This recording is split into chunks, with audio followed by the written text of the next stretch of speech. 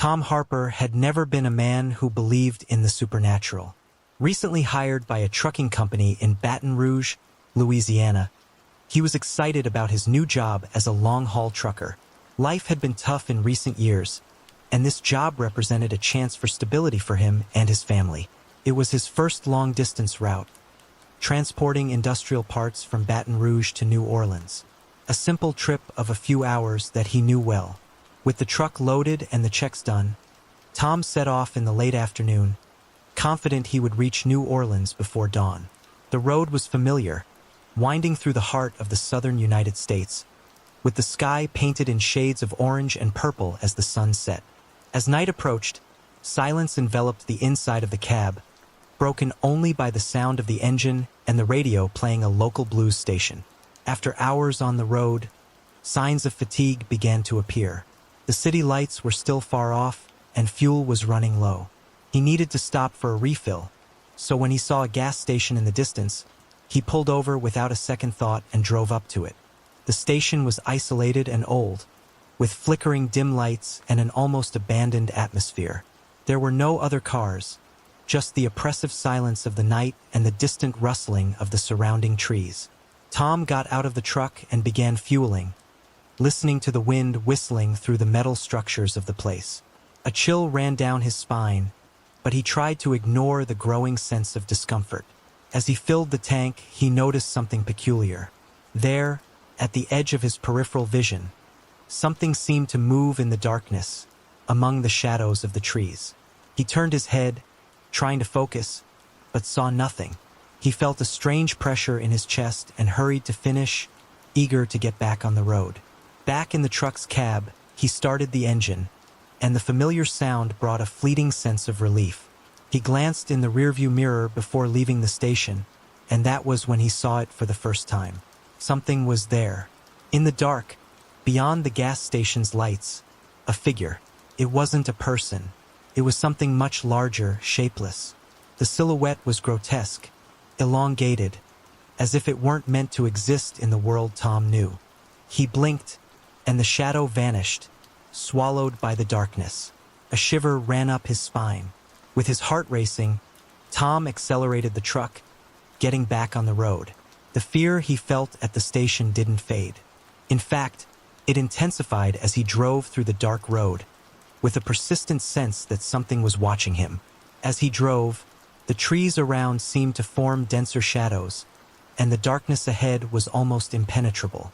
He glanced back in the mirror, expecting to see only the empty road and the truck's taillights illuminating the asphalt. But that wasn't what he saw. Clinging to the back of the truck, like a spider, was the creature. A dark mass with long, twisted limbs, almost translucent, that seemed to defy the laws of physics. It moved with an abnormal fluidity, as if its presence there were a mistake of reality itself. And it was following every movement of the truck. Tom screamed, his body frozen in terror, and slammed the accelerator. The engine roared. The truck sped up even faster, but no matter how fast he went, the creature didn't let go. Its claws, or whatever they were firmly attached, as if they were part of the vehicle. Tom's mind was on the verge of collapse. He rubbed his eyes, thinking it might be a trick of fatigue, but every time he looked in the mirror, there it was. He couldn't make out the exact details, but he could see the monstrous, distorted shape, as if made of pure shadow, with no clear definition, only eyes glowing intensely from somewhere in the darkness. The truck's radio began to crackle, disrupting his concentration, and a distorted voice emerged from the static. It was a soft melody, something between a lament and a whisper, but the words were incomprehensible. Suddenly, the cab lights flickered, and Tom began to feel dizzy. The fear had already taken over him, but now it was absolute terror. He needed help. Desperately trying to find some sign of civilization, Tom spotted the lights of a motel by the roadside. With increasing desperation, he pulled into the parking lot abruptly, the tires screeching against the asphalt. When the truck finally stopped, he looked in the mirror one last time. The creature had disappeared. The silence was deafening.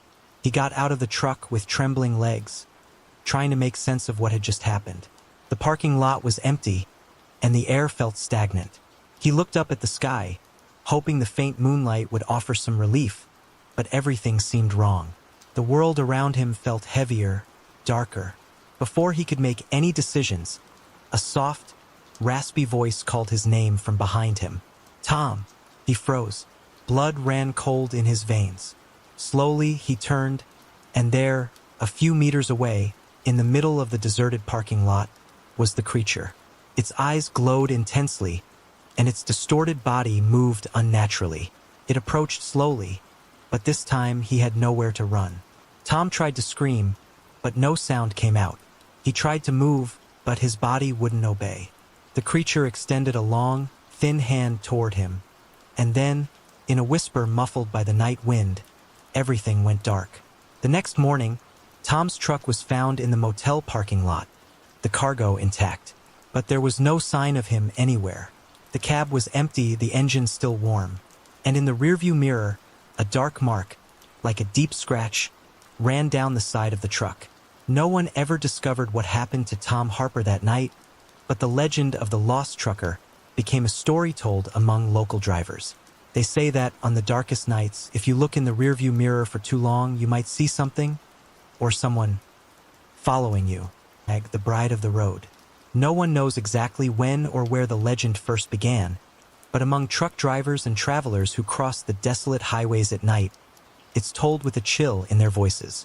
They say that, on a moonless night as dark as pitch, an exhausted truck driver veered off the road and struck a young woman. She was dressed in a bridal gown, wearing a long veil and crown, as if she were on her way to the altar. Her greatest wish was to marry, but that dream was tragically cut short. The young woman died right there on the cold asphalt, illuminated by the faint glow of the truck's headlights that had sealed her fate. The driver, overwhelmed by guilt, did everything he could to make amends, but nothing would bring the girl back. Soon after, strange occurrences began to unfold along the same road. Other drivers started reporting eerie sightings. A woman dressed in white, standing on the side of the highway, her face obscured by a veil, silently asking for a ride. Those who stopped to help regretted it almost instantly. The bride would vanish into thin air, leaving behind only an unbearable silence and a bone-chilling cold that seemed to seep into their very souls. As the years passed, the story spread, and the legend grew stronger. The bride of the road was real. She appeared on the darkest of nights, always seeking revenge, waiting to confront the man who had killed her. But if he didn't come, she would settle for anyone else unlucky enough to cross her path. Lucas, a young trucker, was still getting used to the long, solitary journeys. This was his first solo trip, and the weight of responsibility for driving through endless miles of highway in the dead of night had already begun to bear down on him. He had heard the stories from veteran drivers, but he dismissed them as ways to pass the time and spook the rookies. However, that night, as he drove down a particularly isolated stretch of road, something felt different. It was just past 2 in the morning, and the sky was completely starless.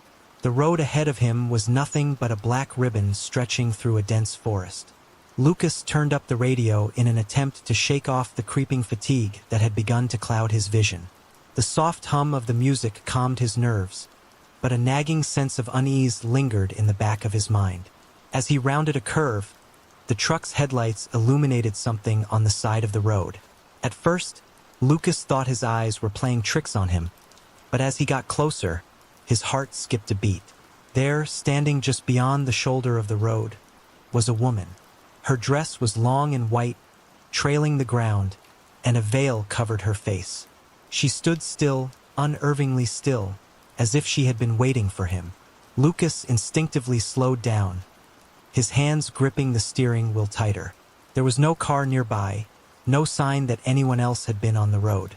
The woman was alone, in the middle of nowhere. Every warning bell in his head went off, but he couldn't look away. The stories of the bride of the road flooded his mind, but surely this couldn't be her. She was just a woman, stranded in the night, needing help. Right? He brought the truck to a stop a few meters away from her. The woman remained motionless, her head tilted slightly as if she were watching him, waiting. Lucas hesitated. His gut screamed for him to drive away, to leave her standing there in the dark, but something compelled him to stay. "Do you need a ride?" he called out, his voice shaky, barely louder than a whisper. There was no response. The woman didn't move. For a moment, the world seemed to hold its breath. Lucas's heart pounded in his chest.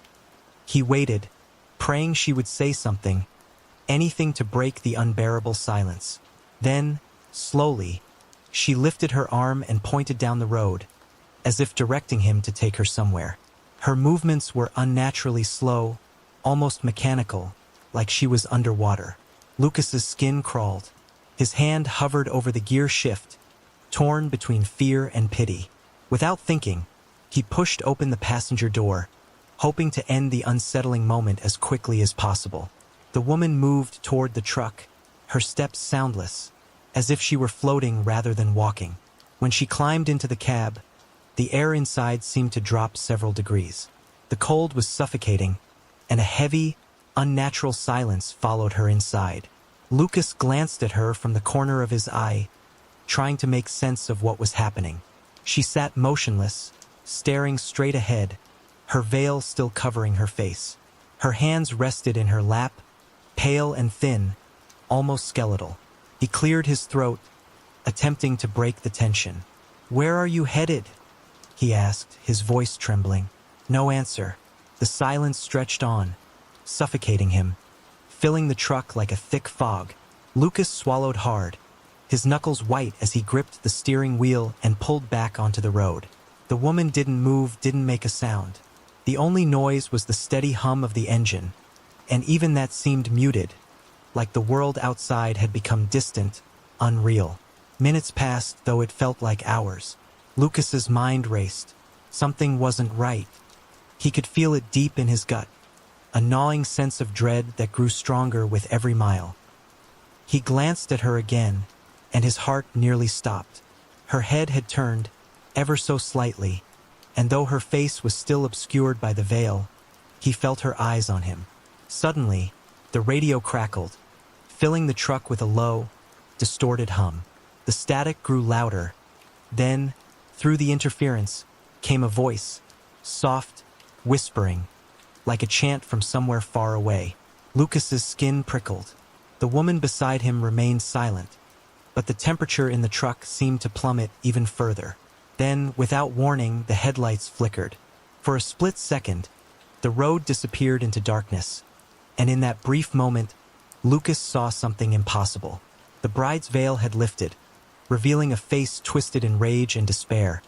Her hollow eyes locked onto his. Her mouth opened wide, as if screaming, though no sound came out. Terrified, Lucas slammed his foot on the gas, the truck roaring to life as it surged forward. His heart raced, his breath coming in ragged gasps. He dared not look beside him again. He could feel her presence, cold and oppressive, as if death itself sat in his passenger seat. When he finally reached the lights of a distant truck stop, he pulled in without hesitation. The truck screeched to a halt, and he scrambled out of the cab, trembling, barely able to stand. But when he looked back inside, the woman was gone. All that remained was the biting cold and the faint imprint of a hand on the fogged-up window, a chilling reminder of the bride who never reached the altar. And as he stood there, breathless and shaken, Lucas swore he heard a whisper carried on the wind. "I'm still waiting. I've been a trucker for over 20 years, and I've seen just about everything on the road. Long, lonely nights, endless days, and stories passed around by drivers to kill time, or maybe to ward off the fear of things we can't quite explain. But until that night, I thought they were just tales. I was wrong. It was one of those pitch-black nights where not even the stars dared to show. I had a long haul ahead, driving down a highway that stretched for miles through the middle of nowhere. The radio crackled with an old rock station, and my only companions were the hum of the engine and the thick silence surrounding me. After driving for hours without seeing a soul, I started to feel something strange, a nagging sensation that I wasn't alone. At first, I chalked it up to exhaustion. The truck's lights cast weird shadows on the road, and my eyes were getting heavy. But then I saw it. Out of the corner of my eye, a dark blur shot past the side of the truck, too fast to be a car. A shadow, faster than anything I'd ever seen on the road. Must be seeing things, I muttered, gripping the wheel and trying to focus on the stretch of road ahead. But the blur came back. This time it was closer, zipping past the side of the truck again, only to vanish as quickly as it appeared, almost as if it was circling me, testing me. My heart began to race, cold sweat forming on my brow. I was definitely awake. Something or someone was out there with me. I decided to pull over. The highway was deserted. No cars, no lights, just an endless stretch of darkness. I had to see what was going on. I slowed the truck, parked on the shoulder, and killed the engine. I stepped out, expecting to hear the rumble of a motorcycle engine or catch the glow of headlights in the distance. That's when I saw him. Just a few yards away, a motorcyclist sat perfectly still. He was mounted on an old, rusted bike, his body stiff, and the weak headlight cast a dim glow on the cracked asphalt. For a moment, I thought he was just another guy on the road, maybe someone who'd gotten lost or needed help. Then I looked closer. Underneath his helmet, where his eyes should have been, there were only white patches. Lifeless, empty, the kind of emptiness that makes you feel like the world is about to collapse in on itself. A chill ran down my spine, freezing me in place. I wanted to move, to get back into the truck, but I couldn't tear my eyes away from him. Suddenly, he moved again, slowly at first, then faster. He revved the bike and shot past me, a blur of speed and silence, darting back and forth along the road. I couldn't hear the bike's engine, just the wind and the eerie, shadowy figure racing along the highway.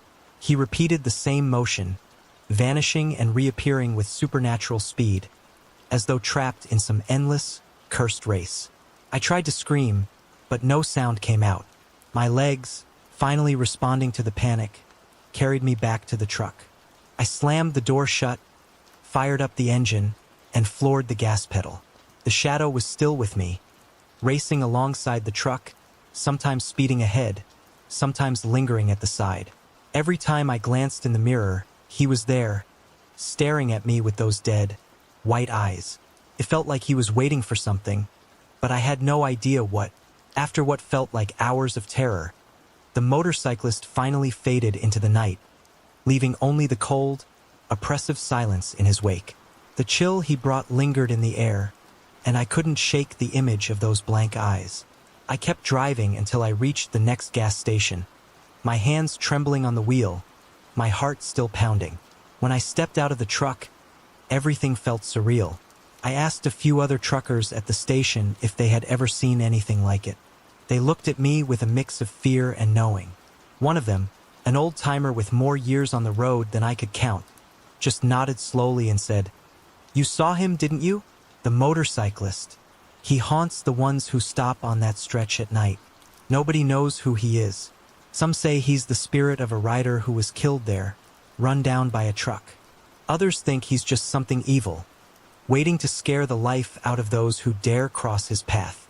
Since that night, every time I drive down an empty road in the dead of night, I feel that familiar chill. Sometimes, I think I see something out of the corner of my eye, something fast, something dark, but I never have the courage to stop and look again. Because once you've seen those white eyes, you don't forget. They haunt you, make you question what's real and what's just a shadow on the road. And deep down, I know he's still out there, waiting for another unlucky trucker to stop on that cursed stretch of highway where the darkness reigns and the wind whispers the secrets of the dead. As far as I remember, I've always been fascinated about road trips ever since I was little. The factor of such definitely came from my dad, who once worked as a truck driver and would often bring me along with him. Now being grown up and all, those sweet memories eventually faded along with time. The last time I graduated was nearly a decade ago. All the jobs that I took were merely a part of an inconsistent, unpleasant career that barely supported my financial burden. Being nearly stuck in a dilemma, I finally decided that it was time I find a stable career with a job that I actually enjoy. Fast forward to a few months after, I couldn't be much happier to have finally possessed a competent truck driver's license after digging out my remaining money for the lessons. The moment I took hold of it, I did not waste time to seek for companies that would hire me. It took some quick browsing before I found a small, unnoticed company that offered good bucks. It introduced itself as a meat company and desperately needed new drivers as demands were increasing lately. I partook in an interview and sure enough, secured the job since they were unexpectedly that desperate. My orientation was right on the next day. Prior to it, my new boss ordered me to sign some terms and contracts and handed me a set of documents, which he described it as the company's rules and regulation. Since the goods I transport are fresh meats, it means that I had to drive midnight carrying them from the factory to its destination before morning for the public to purchase and consume. The orientation went smoothly, and I quickly adapted to the lifestyle of a trucker within days. During my first few days as an amateur, I was accompanied by my supervisor who observed my driving. He told me that it was a protocol for a driver to be accompanied along the ride, but most of the time I would have to be alone due to worker shortages. Therefore, driving solo wouldn't be an uncommon thing in this company. Well, it was pretty awesome driving around late night, enjoying the night view, although I still needed to arrive on time. Other than that, I was coping with the job really well. One usual night, as I arrived to my company to start my job, I was greeted by my slumbery boss, who told me that I needed to handle today's delivery alone. I glared at him momentarily before nodding and walked toward the six-wheeled rigid fridge truck that I've been working on. It was my first ever solo. The engine of the truck roared alive as I turned the key forward. The headlights illuminated the wall in front of me with such brightness that I had to look away momentarily. Next thing, I shifted the gear and drove towards the loading bay as I was taught. The ramp gradually opened as I pressed one of the buttons, exposing cool nitrogen gas out into the already cold atmosphere. Sounds of rumbling faded in as a forklift carrying meat packages unloaded into the container, creating bangs and impacts which shook the truck and me inside of it. As soon as I heard a familiar tap pattern, I instantly recognized it as a signal and shut the ramp close. It wouldn't take long before I exited the factory and took the main road. The GPS voice made an indistinguishable announcement: your journey to Joe's Meat Market, Oregon is 179 miles northwest. Have a safe drive. Initially, I drove through residential areas before passing by farms and factories. It wasn't until I had to make a turn into a smaller road which would cover the majority of my trip. The streetlights weren't well lit, which gave the road a gloomy appearance. As I advanced for 30 miles, streetlights no longer covered the roads, and all that was left illuminated was the headlight of my truck, the dashboard, and the glittering stars across the sky, and on occasion high-beam lights from passing cars. All around me were lush, thick forests, making the surrounding extra darker. The truck's engine's vibration as it cruised down the road shook my body throughout the drive. Staring at the illuminated road, I couldn't stop myself from thinking the set of special rules that I have read earlier. Special rules. In this section of rules, it is obligatory for every worker to abide every rules that were listed. Failure to do so will almost guarantee a life-threatening hazard. This version covers special rules for long-haul truck drivers. Rule 1. As you are operating as a night shift driver, it is obligatory to keep the headlights on at all times, especially on dark roads, even when your truck is stationary. This might sound simple, but extremely important for safety reasons. As I recalled such rule, I wondered why was it in the special list when it was a literal common sense in the real world. I took a turn at a sharp corner and accelerated the truck. As I stepped on the pedal, I recalled the second rule. Rule 2. If you are driving in a remote area, abide the traffic rules if there are vehicles nearby. However, if you are completely alone, try to cruise at a higher speed as to quickly avoid unwanted visitors. The last phrase sent chills down my spine. What the hell was a visitor? I mean, who wants anything from a meat truck? That was when I jerked on the brake pedal in a sudden as a figure quickly approached ahead of me. It was a person who seemed lost. Thinking of the following rule, I did not stop the truck, and instead swerved and overtook him. Rule 3. Never allow anybody to ride on the truck, even stranded or lost people. Failure to do so will result in an immediate disqualification from this company, if you're lucky enough not to fall into its trap. Staring at the rear-view mirror and the dashboard camera, I couldn't help myself but curse under my breath. Why not? This was getting frustrating. Just a few minutes after the incident, a yellow indicator popped out on the dashboard. Something I really wish hadn't happened to me right now. The truck's engine compartment began filling with smoke, and traces of it escaped through the crack of the hood, forcing me to halt the truck. Apparently, luck couldn't get any worse as the engine overheated in the middle of a creepy forest. Water coolant was running low, and so I stepped out of the truck to grab the water jerry. As I opened the door, a cool breeze blew over my body, sending chills within my body. I embraced myself and shone the torchlight towards where I was facing. I clumsily waddled to the side of the truck, both legs still cramped from the tedious driving. Then, I pulled a trigger which opened the hood of the truck. I could feel the heat radiating onto my body from the overheated engine. I took a quick break before pouring some water into the coolant tank. I left the hood open for some time while I chilled inside the cabin. It was then that I realized my delivery had to be inevitably delayed. It took almost half an hour for me to be confident enough to continue the journey. As I stepped outwards again to shut the hood, something bizarre happened. The same guy that I overtook a while ago appeared behind my truck. Completely dumbfounded but somehow expecting it, I glanced towards him as he slowly approached me. He was in his 40s, had brown hair and appeared to be dirty and torn, and looked emotionless. In a deep monotone voice, he asked, "Why did you not stop just now?" I hesitated for a while, before replying, "Sorry, but company doesn't allow us to pick up strangers. In the middle of nowhere, and you think it's okay for me to be alone here? Look, I'm sorry," I stuttered. But a car suddenly drove past us, its high beam distracting my view on that guy, covered my eye with my arm. As I put my hand down, the guy seemed to be nowhere, except he was now at my right side. My heartbeat skipped, but I remained in composure. "What are you waiting for? I'm not letting you go this time." His face began to show irritation. "All right, just stay here while I get things done." I walked to the front of the truck to shut the hood, all while shivering from the sudden change of aura that this guy gave.